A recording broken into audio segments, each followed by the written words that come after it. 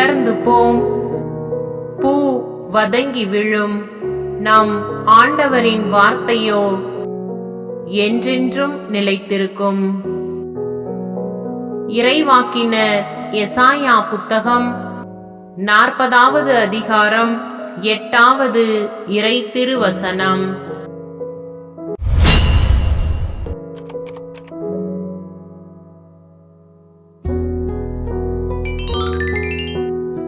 புல் உலர்ந்து போம், பூ வதங்கி விழும்.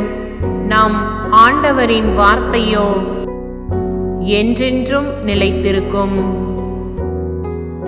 இறைவாக்கினர் எசாயா புத்தகம் 40வது அதிகாரம் 8வது இறை திருவசனம்.